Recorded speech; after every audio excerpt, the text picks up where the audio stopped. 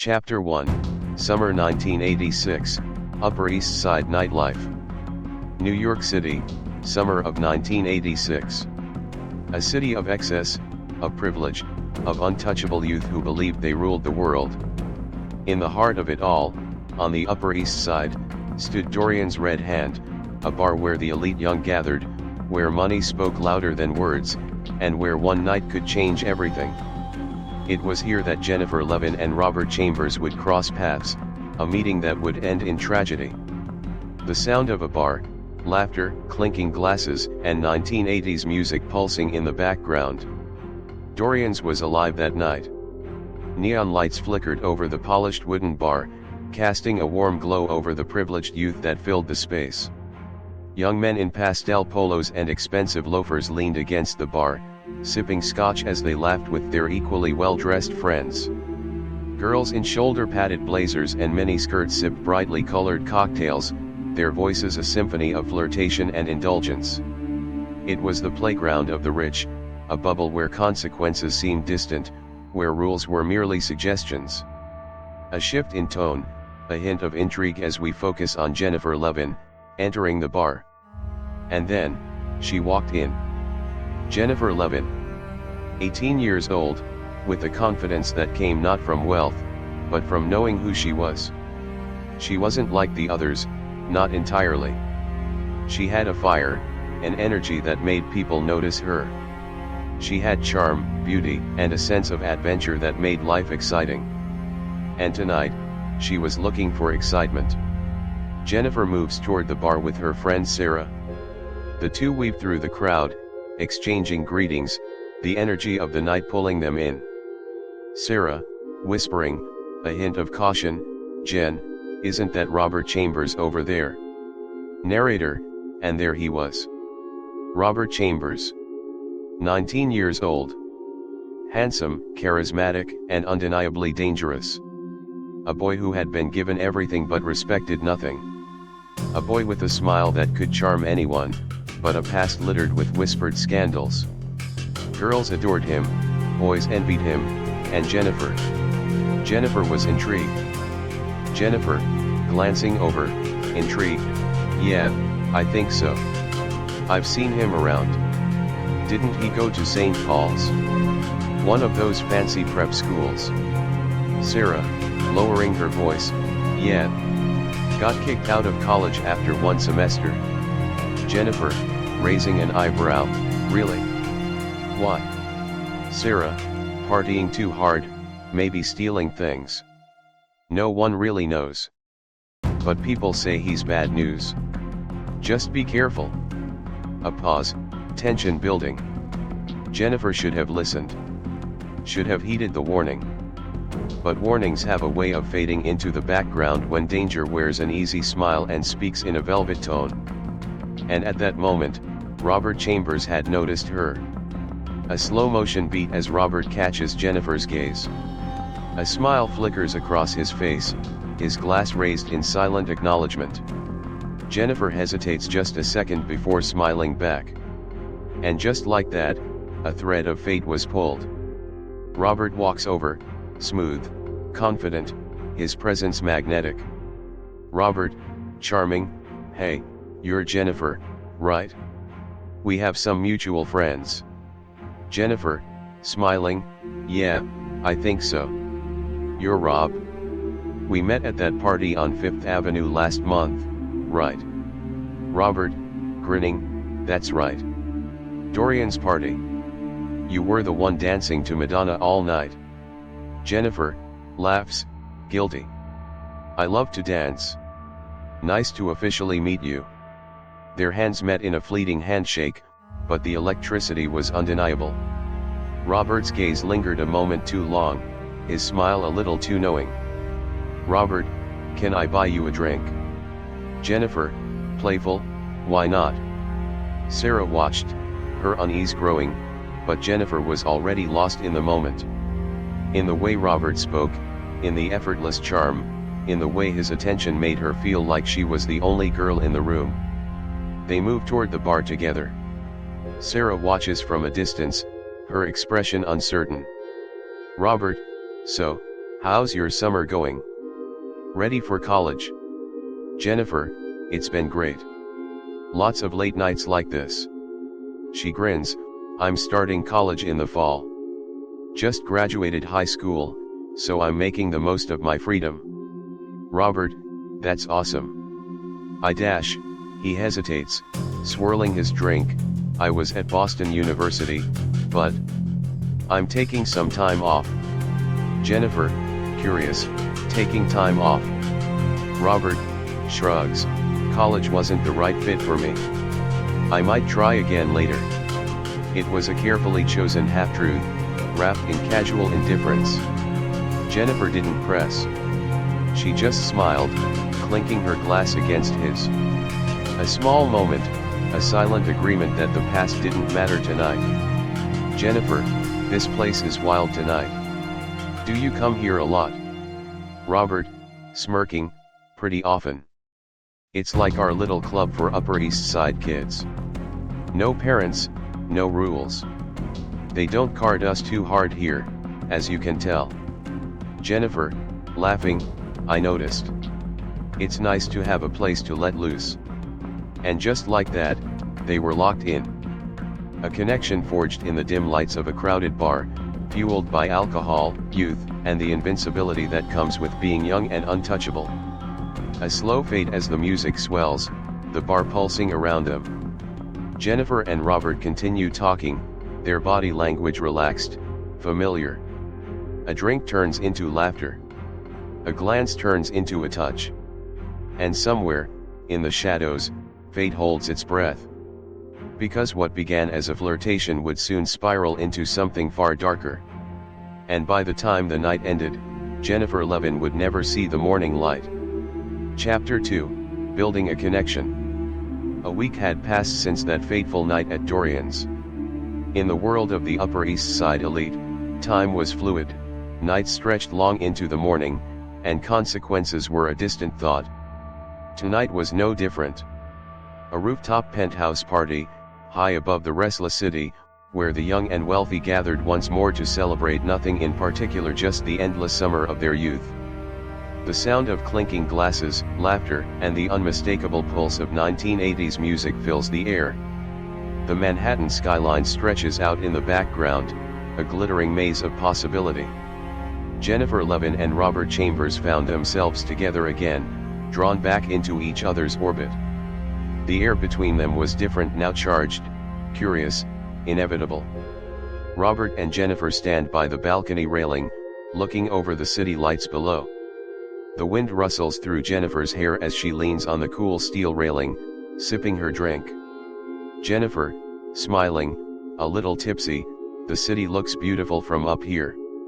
Sometimes I forget how lucky we are to live in New York. Robert, staring out, it is something, isn't it? Nights like these, feels like the city is ours. Jennifer, jokingly, but softly, yeah. A bunch of rich kids thinking they own the world. Robert, glances at her, smirking, aren't you one of those rich kids too, Miss Levin? Jennifer, laughs, nudging him playfully, maybe. But I try not to be a snob about it. For a moment, something in Robert's expression shifts. His smirk fades slightly. There's something deeper beneath the easy charm, something harder to define. Robert, more serious, I get it. I never felt I totally fit in with the rich crowd, to be honest. My mom had to work hard so I could go to those fancy schools. Scholarship kid, you know. Jennifer, pausing, looking at him thoughtfully, oh. I didn't know that. Robert, it's fine. Just, people assume I have everything. The truth is a bit different. Jennifer studies him for a moment, sensing a vulnerability she hadn't noticed before. She smiles gently. Jennifer, thanks for telling me. I won't assume things then. A brief silence. A new layer of understanding seems to settle between them. Then, just as quickly, Robert brightens, slipping back into his usual easy confidence. Robert, anyway. Want another drink or should we dance? They're playing some Prince now. Jennifer, grinning, let's dance. The music swells as they move onto the dance floor, blending into the shifting mass of partygoers. Robert twirls Jennifer playfully, and she laughs, losing herself in the moment. Their bodies move together effortlessly, naturally. From across the room, Robert's friends watch with knowing glances, murmuring among themselves. Sarah, standing near the bar, notices too, her expression unreadable, concerned, perhaps, or simply wary. Time blurred with the music, the laughter, the endless flow of drinks. Whatever doubts had existed at the start of the night were forgotten, drowned in the allure of the moment. But the night wasn't over yet. And for Jennifer Levin, it would never be over. The party winds down. The crowd has thinned. In a quieter corner of the rooftop, Jennifer and Robert catch their breath, laughing softly from the dancing. Robert, softly, it's late. Do you need to get home? Jennifer, smirking, tipsy, my parents think I'm staying at Sarah's. I'm okay for now. She giggles, not ready for the night to end just yet. Robert, grinning, me neither. He gently takes her hand. His touch lingers just long enough to make her heart race. Robert, you want to get out of here? Maybe go somewhere quieter, just us. Jennifer, meeting his eyes, trusting, sure. Where do you want to go? Robert, Central Park is nice at night. It's peaceful at this hour. We could walk and talk. Jennifer, all right. That sounds nice. Jennifer didn't hesitate. Maybe she should have. Maybe Sarah's warnings should have echoed in her mind. Maybe she should have read the shadows behind Robert's perfect smile. But tonight, all she saw was excitement. And she wasn't ready to say no. They grab their jackets.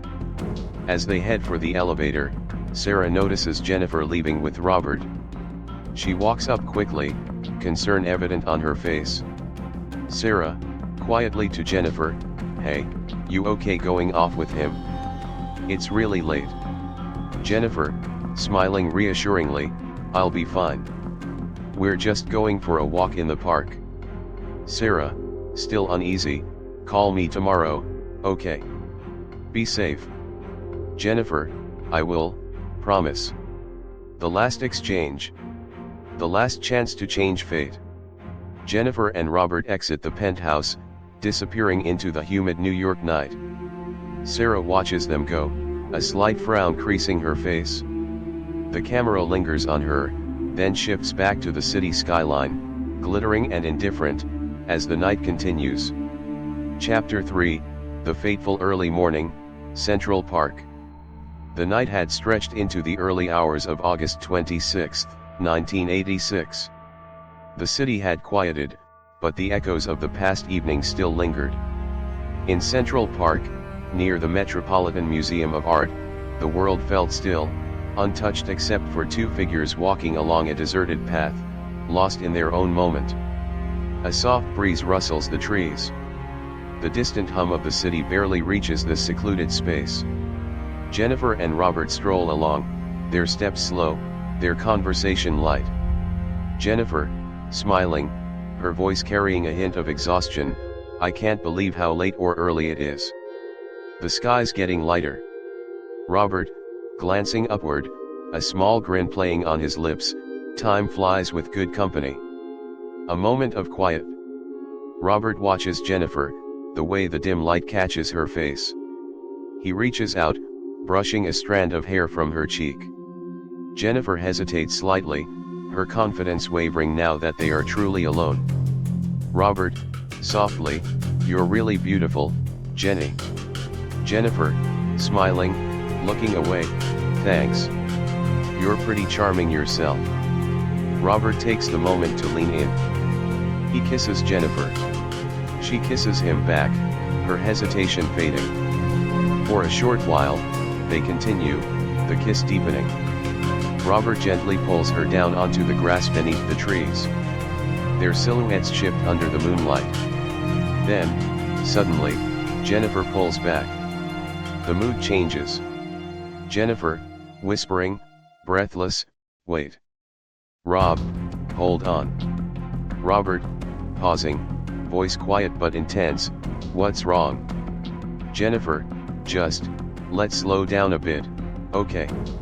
She sits up, smoothing her dress, trying to regain composure. Robert exhales, sitting up beside her. His face darkens slightly, subtle, but noticeable.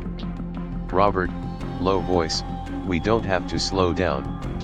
I thought this is what you wanted. We've been having fun, right? Jennifer, we were, yeah. But I just think we should call it a night. She glances around Central Park, usually bustling during the day, feels unsettlingly empty now. A shadow of unease flickers across her face. Robert, his expression hardening, why did you come out here with me, then? Jennifer, sensing the shift in his tone, trying to stay calm, Rob, I like you. I do. But maybe we should head back. She starts to stand, brushing the dirt off her dress. Robert grabs her hand, not roughly, but firm enough that she notices. Robert, don't go yet. Stay. Jennifer, laughing nervously, maybe tomorrow we can dash. Robert, interrupting, voice edged, Jennifer, please. Don't tease me. Jennifer's smile fades. She tries to pull her hand away, but Robert's grip tightens. Jennifer, more firmly, Rob, let me go. I want to leave. A storm of emotions flashes across Robert's face: rejection, frustration, something deeper, darker. In a snap decision, his grip turns forceful. Jennifer, startled, hey. Stop it. Robert kisses her again, but this time, it's not gentle. Jennifer pushes against him. Jennifer, Robert, no dash. He doesn't stop. She shoves harder. Panic flickers in her eyes as his frustration boils over. Robert, angry, voice rising, why are you acting like this? You liked me a minute ago. Jennifer struggles against his hold. Fear creeps into her voice. Jennifer, get off me. You're hurting me. She thrashes, freeing one hand. In a desperate move, she claws at Robert's face, her nails raking across his cheek. Robert, hissing in pain, touching his bleeding cheek, ah. You dash. His anger explodes. His hands move to her throat before he fully registers what he's doing. Jennifer, choking out, Rob, stop. She fights, clawing at his arms, trying to push him off. But he's stronger. His face is twisted in rage, fueled by adrenaline, alcohol, and something darker. Her nails scratch at him, drawing blood, but his grip tightens. The camera shifts slightly, just their silhouettes now, tangled in a deadly struggle. Jennifer's frantic movements slow. Her gasps turn weaker. Her voice, a strangled cry, fades to silence. And then stillness. Robert exhales, his hands still pressed against her throat. A long beat passes before he realizes Jennifer isn't moving. Robert, panting, his voice barely a whisper, oh God. Jennifer. He shakes her shoulder lightly. No response. His hands tremble as he checks for a pulse. Nothing. He staggers backward, his mind racing. Jennifer lies motionless, her blouse torn, her neck bruised. The horror of what he's done finally settles in.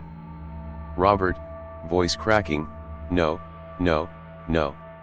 This wasn't supposed to happen. He looks down his hands, his shirt, smeared with dirt and blood. The scratches on his face sting, a reminder of the struggle. His breathing grows rapid. Robert, panicked, muttering, she made me do it. It was an accident, just an accident. He turns wildly, scanning the park empty. No witnesses. The city continues to stir, unaware of the horror unfolding beneath the trees. The first hints of dawn paint the sky in soft hues of purple and orange. Birds chirp, oblivious to the crime that now stains the grass beneath them. Robert backs away, his body trembling. Then, with a sudden jolt, he turns and runs. The sound of his footsteps fade as he disappears into the trees, leaving Jennifer behind alone, forever lost in the quiet of Central Park. Chapter 4, Discovery in the Park. Morning had broken over New York City, casting golden light through the trees of Central Park. The city was waking up, joggers taking their first strides, dog walkers chatting, cyclists weaving through the paths. But beneath the calm surface of the new day, something dark lingered. A secret, waiting to be found. A lone cyclist pedals along a quiet stretch of the park, near the Metropolitan Museum of Art. His breath is steady, his mind focused on his routine.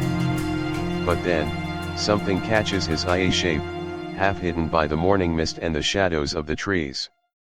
Cyclist, slowing down, concerned, hello. Is someone there? He hesitates. Something feels off. He squints, adjusting to the early morning light, and then his stomach drops. Just off the path, in the grass, lies a motionless figure. A girl. At first, he thought she might be sleeping, perhaps another party-goer who'd had too much and passed out in the park. But as he got closer, the truth became horrifyingly clear. The cyclist cautiously approaches. Jennifer Levin lies still, her body partially concealed by the shrubbery. Her clothes are in disarray, her skin marked with bruises. A chill runs through him. Cyclist gasps, horrified, "Oh my God. Miss, are you okay?" He reaches out, his fingers trembling as he lightly touches her shoulder. Cold. Unmoving. His breath quickens. This isn't right. This is bad. Heart pounding, he jumps back on his bike, pedaling fast. His only thought, find help. Within minutes, 2 uniformed police officers arrive, led by the breathless cyclist. They step cautiously toward the scene, the crisp morning air suddenly feeling much heavier. Officer 1, kneeling by Jennifer's body, checking for a pulse. No pulse. She's gone. A beat of silence. The weight of the moment sinks in. Officer 1 exhales, his jaw tightening. Officer 2, grimly, this looks bad. There are bruises, and look, her skirt is pushed up. Underwear missing. Officer 1, there's blood under her nails. Signs of a struggle. He exhales, then into radio. Call it in, we need detectives and backup here now. Possible homicide, Central Park. The second officer speaks into his radio quickly, his voice urgent but controlled. The crackle of dispatch responding fills the morning air. The stillness of the park is broken. The camera pulls back Jennifer's lifeless form at the center of the growing crime scene. The world around her moves on, birds chirp, joggers pass at a distance, unaware. But here, in this small patch of grass, everything has changed. What had been a carefree summer night had ended in silence. But silence does not last long in New York City. Soon, the world would know Jennifer Levin's name. And soon, the hunt for her killer would begin. A rustling. Unseen by the officers, just beyond the line of trees, someone watches. Robert Chambers is still there. He is crouched low behind thick foliage, breath shallow, heart slamming against his ribs. He had not fully left. Maybe he hadn't been able to. Maybe it was guilt. Maybe it was fear. But now, reality was crashing down around him. The officers move around Jennifer's body, marking the scene. Robert listens, barely breathing, as a radio crackles. Officer 2, into radio. Female victim, late teens. Apparent strangulation. Send homicide detectives immediately. The words strike him like a hammer. Strangulation. Homicide. Murder. Robert's hands tremble. His mind races. He can't be here. If they find him now. The sound of sirens in the distance. Growing louder. Closer. His body tenses. He swallows hard. Then he moves. Quietly, carefully, slipping deeper into the trees. His breath is ragged, panic clawing at his chest. The camera lingers for a moment as the crime scene begins to take shape. The officers talk into their radios, the first detectives begin arriving. Jennifer Levin's story is no longer just hers. It has entered the city. The headlines. The history. And somewhere, Robert Chambers disappears into the city streets, knowing his time is running out. Chapter 5, Investigation begins. By morning, Jennifer Levin's death was no longer just a tragedy, it was a case. And in New York City, cases didn't stay quiet for long. The NYPD wasted no time. They needed answers. They needed a suspect. And all eyes were on one name: Robert Chambers. The camera pans over the Upper East Side. The morning rush has begun. Shops open their doors. Taxis weave through traffic. But outside Dorian's Red Hand, a different scene unfolds. A small group of young people stands huddled together, their faces pale, their eyes red. A mix of shock and grief. Police cars are parked along the curb, their lights still flashing faintly. Detective Wilson and Detective Garcia, both seasoned NYPD homicide detectives, step out of their unmarked car. They scan the group of young adults outside the bar before approaching. Det Wilson, calm, professional: "We're sorry to bother you.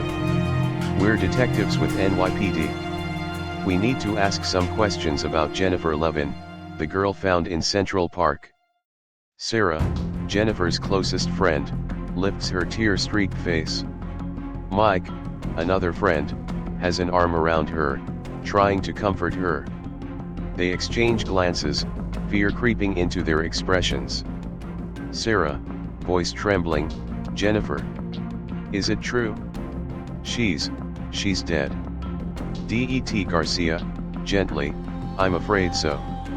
I'm very sorry for your loss." A heavy silence lingers between them. Det Wilson, "We need any information you have about last night. Was Jennifer here at Dorian's with you?" Mike: "Yeah. We were all here. Jen was with us until closing." Sarah, sniffling: "She left around 4:30 a.m. Det Garcia, leaning in slightly: "Do you know who she left with?" Sarah hesitates, her hands trembling. Then, finally. Sarah, quietly: She left with Robert. Robert Chambers." The detectives exchange a look. A name they were hoping to hear, but not one that came as a surprise. Det Wilson, "Robert Chambers.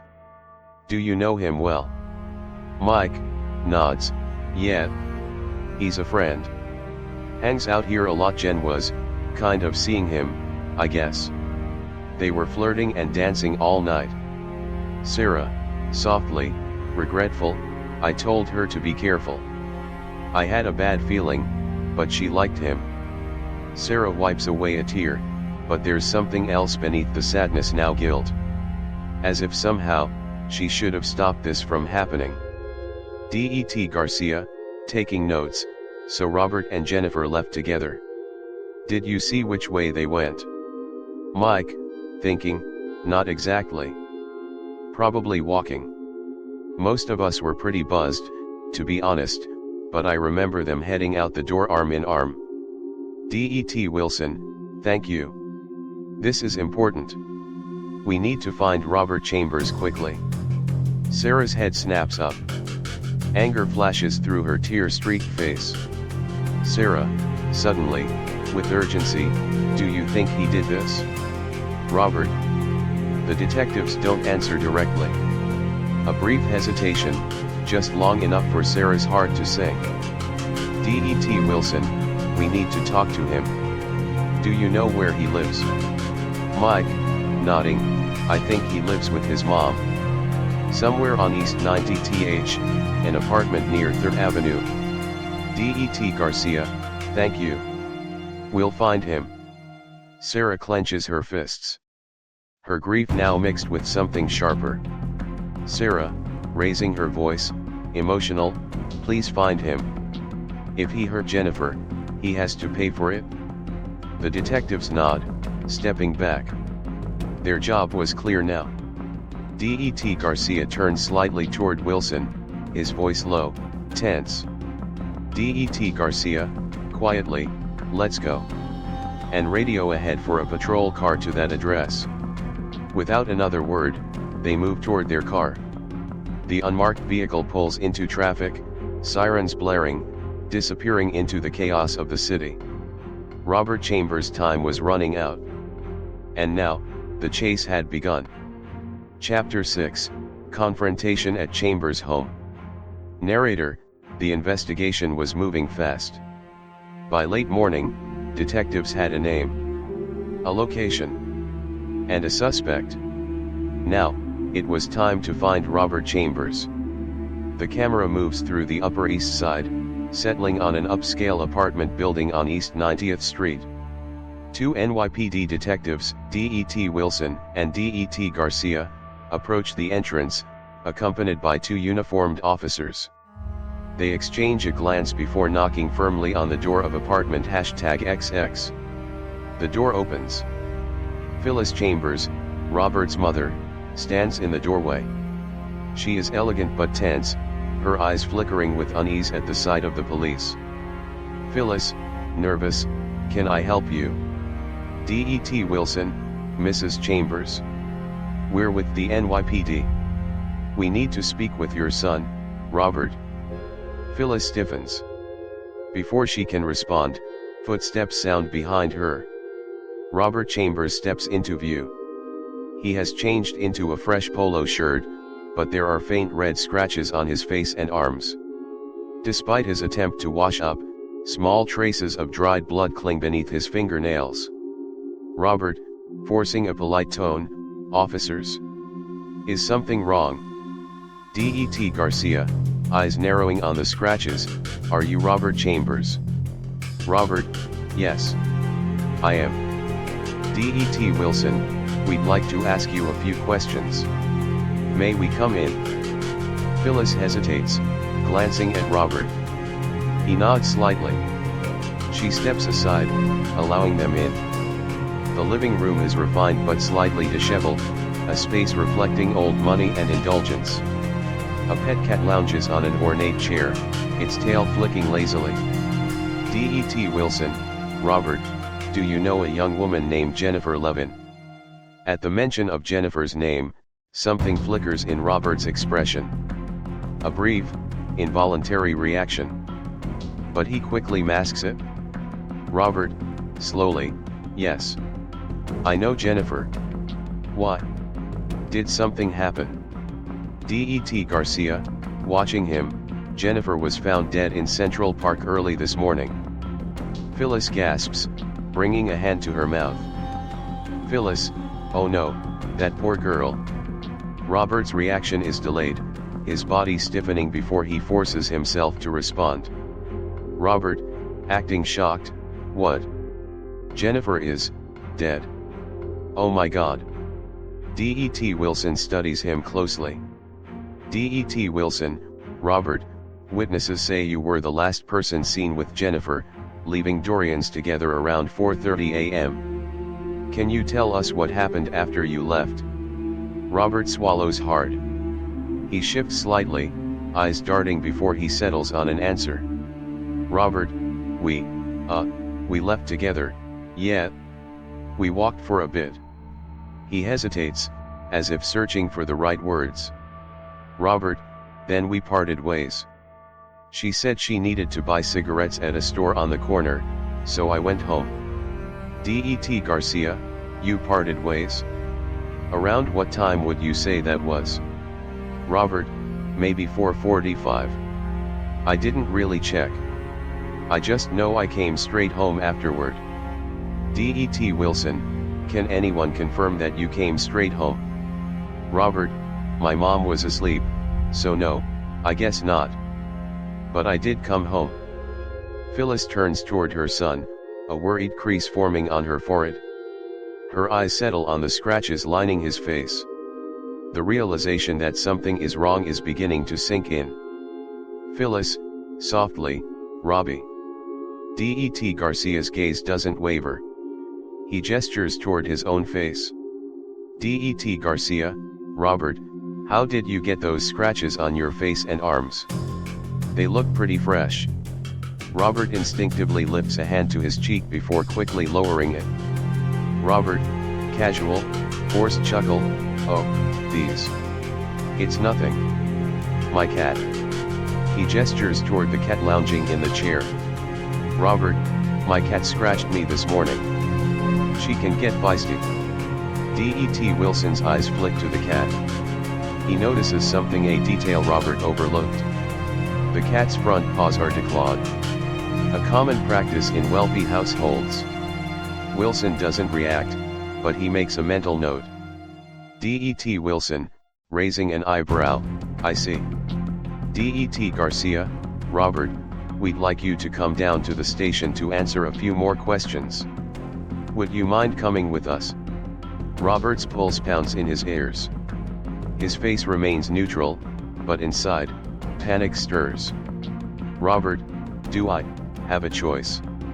Det Wilson, calm but firm, we really need your cooperation. You are not under arrest at this moment. We just need to clarify the timeline of last night. Phyllis turns fully toward her son now, her voice trembling. Phyllis, maybe you should go with them, Robbie. Clear this up. Robert exhales slowly, forcing himself to nod. He grabs a jacket, sliding it on. Robert, all right.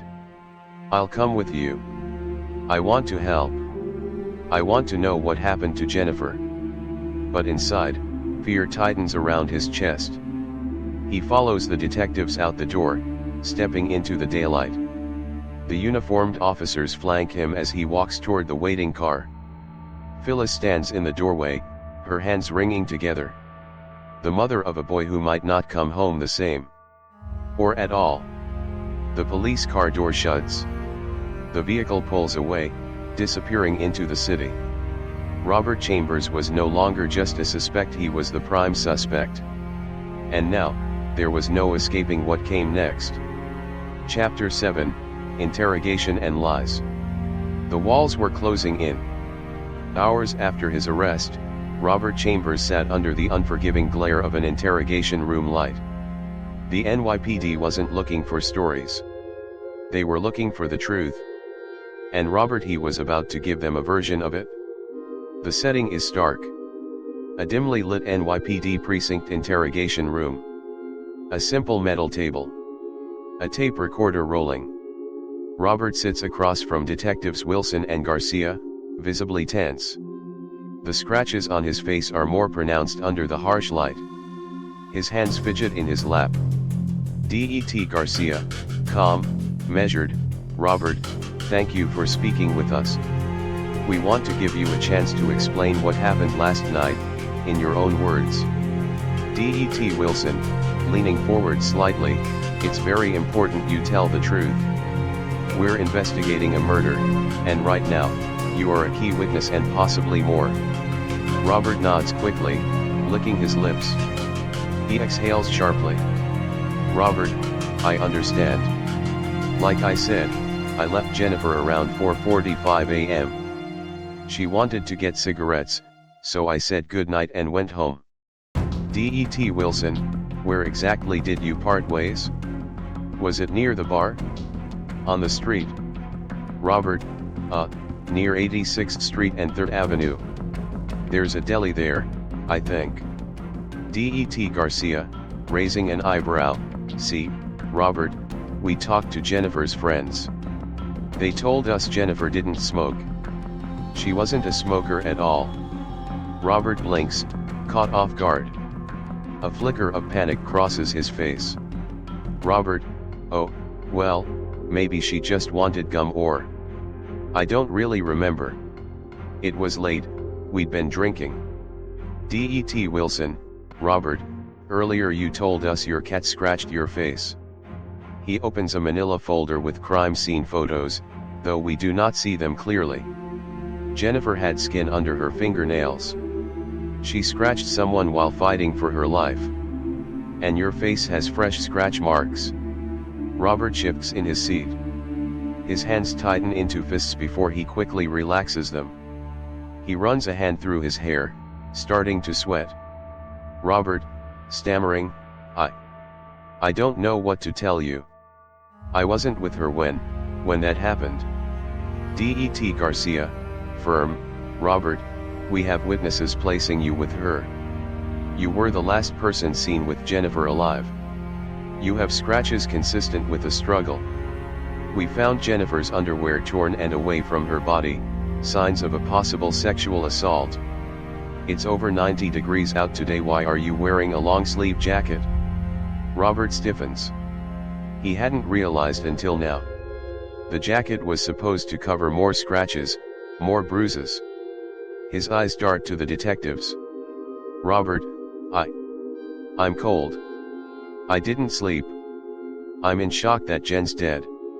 His voice breaks artificially, trying to sound mournful. I can't believe she's gone.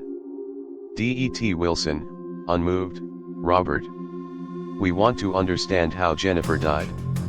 Right now, it's looking like you were there. If it was an accident or something, now's the time to tell us. But if you lie, it will only go worse for you. A long silence. Robert's eyes dart between the detectives. He senses they have a lot against him. Finally, he lowers his head, voice quieter. Robert, okay. I was with her. The detectives exchange a glance. A small crack in his story. Robert, we went into Central Park. Just to hang out, you know. We were both pretty drunk. Det Garcia, encouragingly, all right. Go on. Robert, we started fooling around. Kissing and stuff. She was into it at first. He pauses, voice shaking. She actually was the one who wanted it a bit rough. Det Wilson, skeptical, she said she wanted it rough. Robert, yes. She did. She was, into that kind of thing. She even told me she had done that before, like being choked a little. Detective Wilson grimaces subtly, Detective Garcia remains neutral. Robert, continues, weaving his tale, so we were, in the middle of, you know, and she suddenly got too aggressive. She was scratching me, hurting me. He points at the marks on his face, see? She did this to me. Det Garcia, why would she scratch you if this was consensual? Robert, I don't know. She just went wild. Maybe she didn't mean to, but it hurt. I panicked. I pushed her off me, hard. I was just trying to get her to stop. Robert sniffles, trying to muster tears. His body language is stiff, forced. Robert, then she fell back and wasn't moving. I swear. I didn't mean to hurt her. It was an accident. I was just defending myself because she was hurting me. I thought she was okay at first, but she wasn't. He puts his face in his hands, feigning sobs. I didn't know what to do. I got scared and ran. A thick silence lingers. The only sound is Robert's shaky breathing. Then, Det Wilson reaches forward and turns off the tape recorder. He leans in, voice lower. Det Wilson, Robert, the evidence doesn't completely match what you're saying. Jennifer's injuries were severe. Strangulation isn't something that just happens in a split second of self-defense. Robert lifts his head, panic flashing across his face. Robert, suddenly defensive, it was self-defense. She attacked me. She wouldn't let me go, I had to push her off. Maybe I held her neck a second to get her off me. But I didn't murder her. Det Garcia, so you're saying Jennifer's death was an accident? That she basically brought it on by being rough? Robert, yes. She was very aggressive. I was just trying to stop her from hurting me. Detective Garcia's jaw tightens, he clearly finds the story dubious. Det Garcia, we've recorded your statement. We'll be filing charges now, Robert. Robert, alarmed, charges? But I just told you it was an accident. Det Wilson, that's for a court to decide. Right now, we are placing you under arrest for the murder of Jennifer Levin. A uniformed officer enters, cuffs in hand. Robert stiffens. Robert, no, wait dash. At that moment, Robert's father, Mr. Chambers, steps into the room. Behind him, an attorney lingers in the doorway. Mr. Chambers' face is pale, anxious. Mr. Chambers, Rob, son, are you all right? Det Wilson, who are you?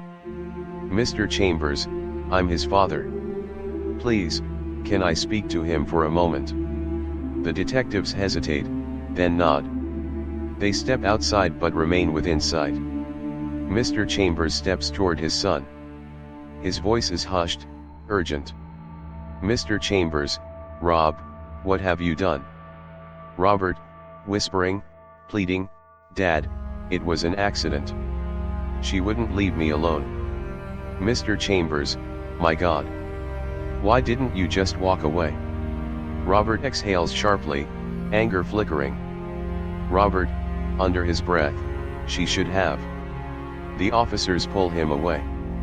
The camera lingers on Mr. Chambers, his face a portrait of disbelief and sorrow. His son was now a murderer. Chapter 8, Media Frenzy and Public Reaction. Narrator, the morning after Robert Chambers' arrest, the city awoke to scandal.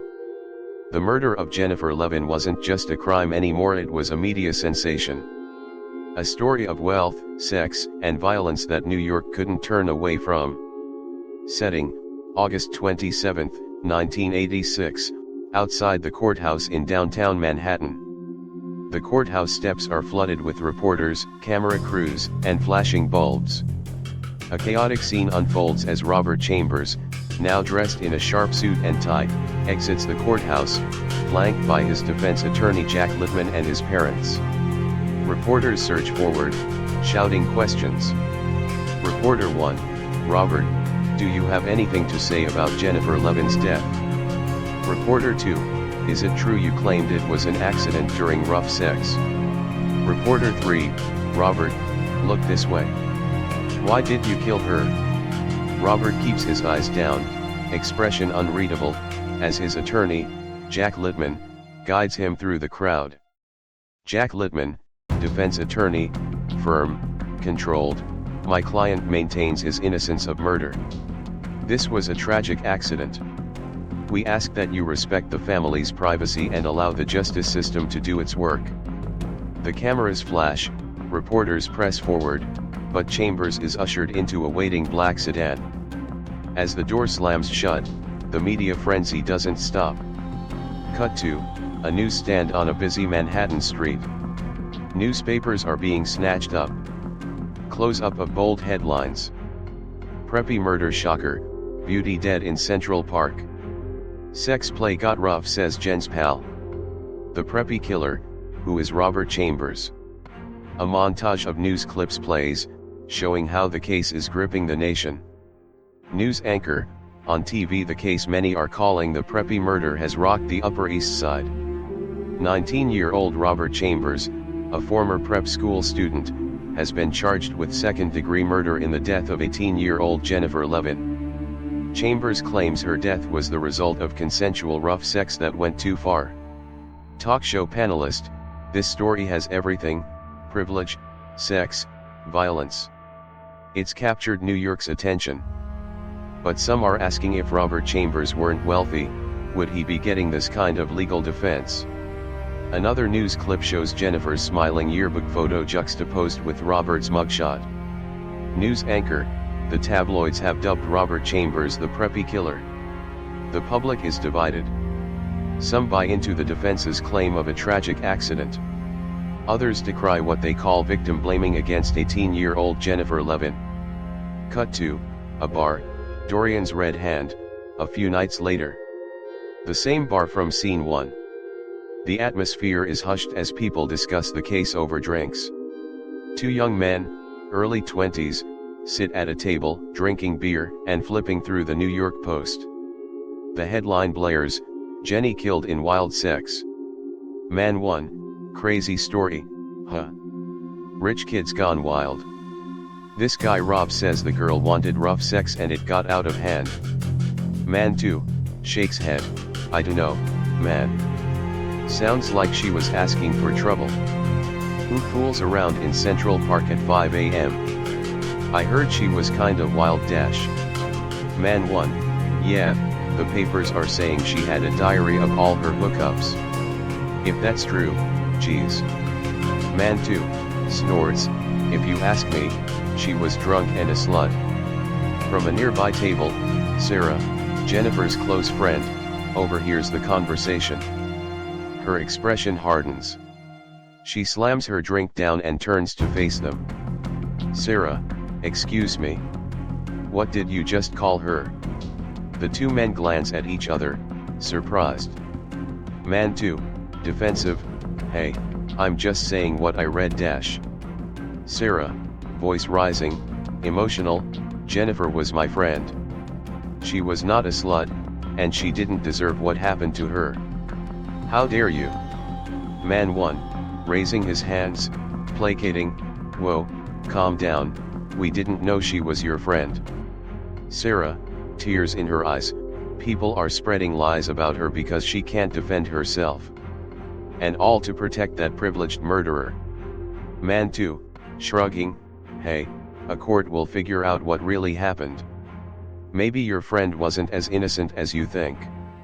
Sarah looks at him in shock and disgust.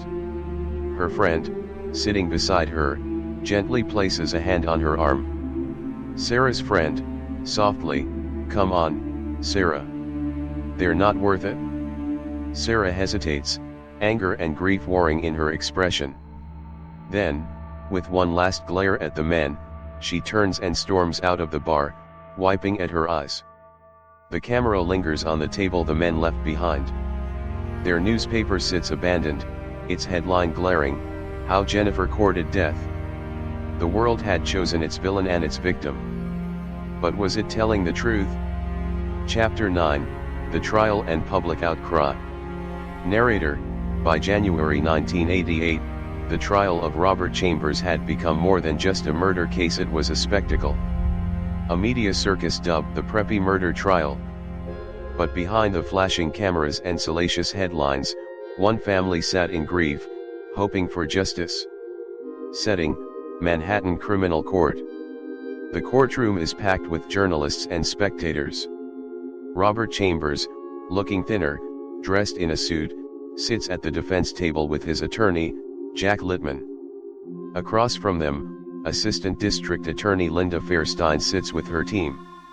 Jennifer's parents, Ellen and Stephen Levin, sit in the front row, tense and resolute. Jack Littman, defense attorney, calm, serious, "Ladies and gentlemen of the jury, this case is not as simple as the prosecution wants you to believe. It is a tragedy, absolutely the loss of a young woman's life. But Robert Chambers is not a cold-blooded murderer. He is a young man whose night of consensual passion took a shocking and unintended turn." Jennifer's mother Ellen frowns, whispering angrily to Jennifer's father. Ellen Levin, whisper, "He's acting like she was to blame. This is disgusting." Fairstein places a calming hand on Ellen's arm. Jack Littman, continuing, "The evidence will show that Jennifer Levin had a very active nightlife. She even documented her encounters in what some might call a personal diary." Murmurs ripple through the courtroom. Some jurors shift uncomfortably. Fairstein immediately stands. Ada Fairstein, objection, Your Honor. This line of argument is an irrelevant smear of the victim's character. Judge, adjusting glasses, overruled for now. But Mr. Littman, get to the point. Jack Littman, the point, Your Honor, is that Jennifer was experienced and, according to her own writings, adventurous in her intimate life. On that fateful night, she initiated a consensual encounter and asked Robert for a rougher experience. Jennifer's father closes his eyes in pain, her mother grips his hand tightly, face flushed with anger. Jack Littman, Robert had no intention to harm Jennifer. Any injuries she sustained were a result of an accident during this consensual act. The prosecution wants to paint Robert as a monster, but he is devastated by Jennifer's death.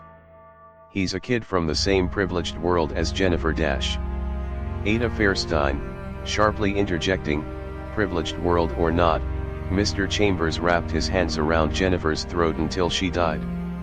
There is nothing consensual about strangulation, and Mr. Chambers' story is a self-serving lie. Judge, Ms. Fairstein, you'll have your turn for opening statements. Let Mr. Littman finish. Fairstein sits, but the tension in the room is palpable. The camera pans over the jury's faces, a mix of uncertain and uncomfortable expressions. Jennifer's parents look devastated as their daughter's personal life is dragged through the mud. Cut to later in the trial, a witness, Jennifer's friend Sarah, is on the stand, being cross-examined by Jack Littman. Jack Littman, would you say Jennifer was someone who often went out with different boys? Sarah, witness, frowning, Jennifer dated, like any normal 18-year-old. But what does that have to do with anything? She was murdered. Jack Littman, just answer the question, please. Did Jennifer have a reputation for being sexually adventurous? Sarah, voice rising, she had a reputation for being a kind, fun person. That's her real reputation. You're twisting things.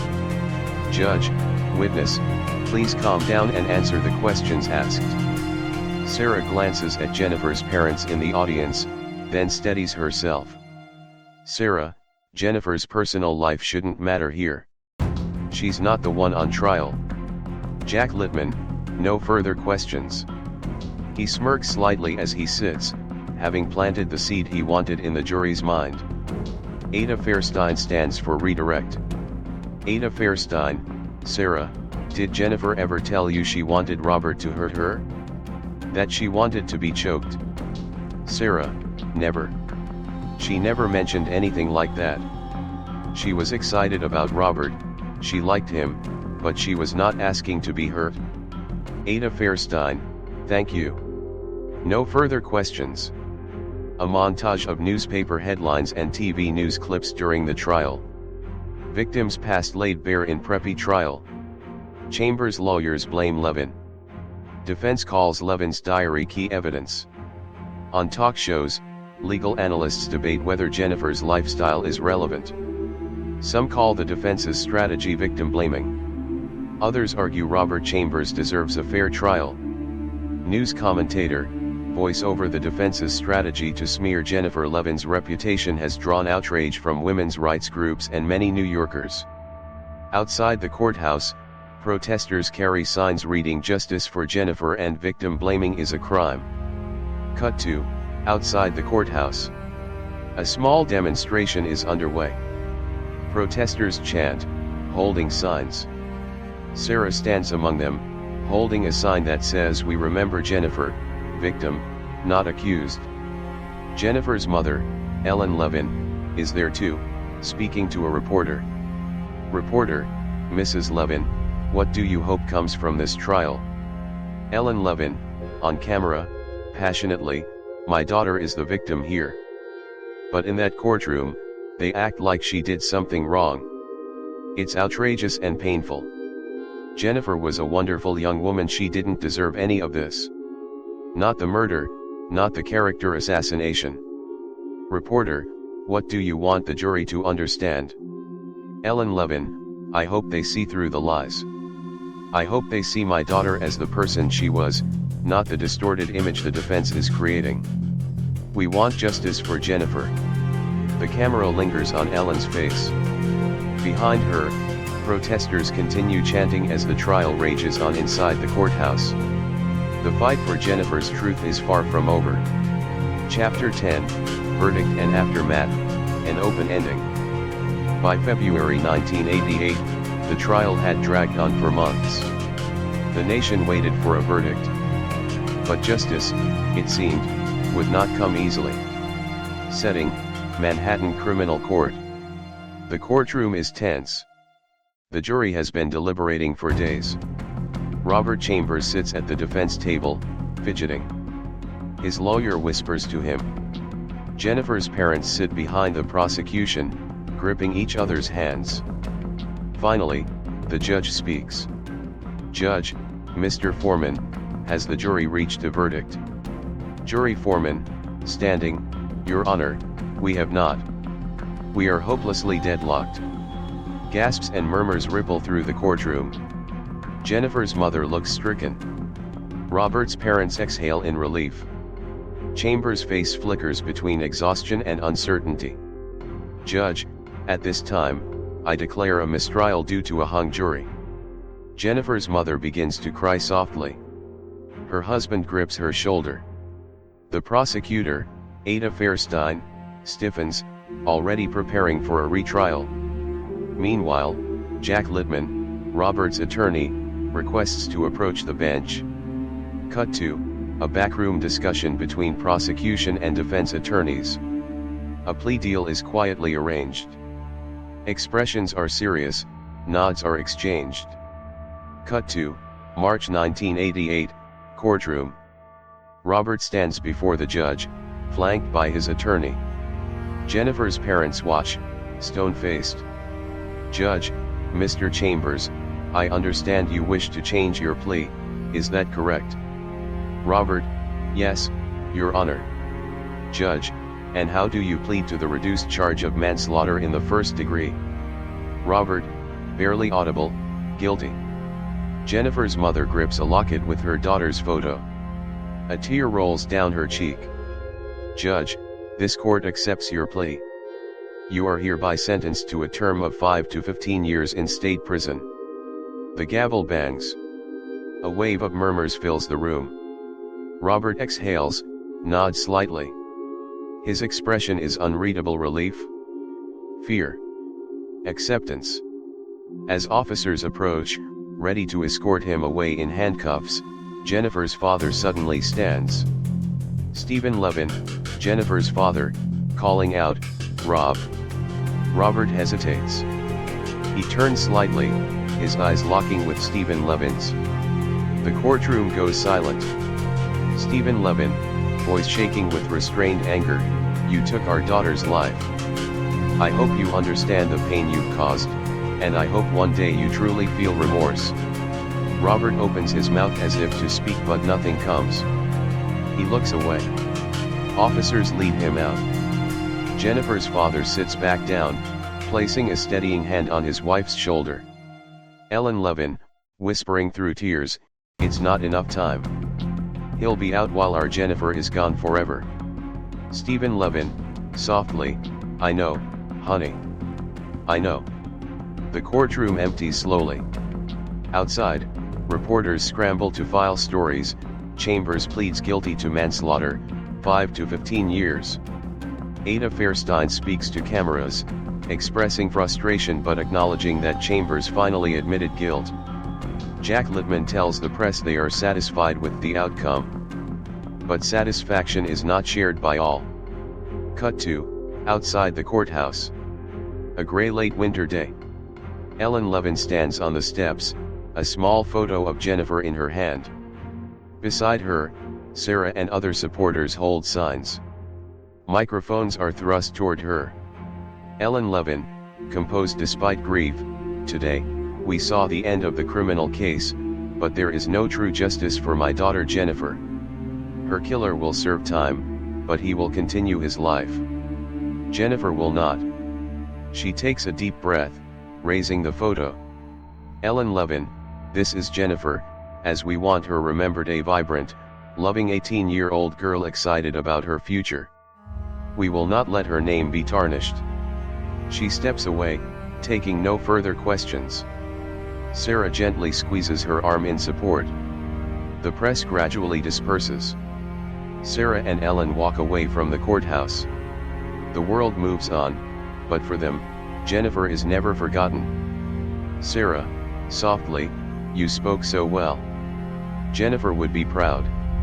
Ellen, patting Sarah's hand, I just hope people listened. Final montage. A now empty Central Park at dusk, the place where Jennifer died peaceful, indifferent. The Manhattan skyline, late 1980s, glittering, ever-moving. A memorial bench in Central Park, fictional, inscribed, in memory of Jennifer Levin, 1968 to 1986, beloved daughter and friend. A lone figure sits on the bench, deep in thought. The case of Robert Chambers and Jennifer Levin, the preppy murder, shook New York and the nation. It revealed cracks in the justice system, and the troubling way society treats victims. A young woman lost her life. Instead of mourning her, many questioned her character. A privileged young man took a life and walked free far too soon. As these words are spoken, we return to the Central Park bench, where wind rustles the leaves. The city hums in the background. Life moves forward. Jennifer Levin's family turned their pain into advocacy, fighting for victims' rights. But the questions remain: did Jennifer receive justice? Did society learn? Or do headlines still blame the innocent for the crimes committed against them? A final shot of the bench fades into the sprawling park beyond. The distant hum of New York City lingers. The ending is quiet, reflective, an open wound that time cannot heal. Fade to black.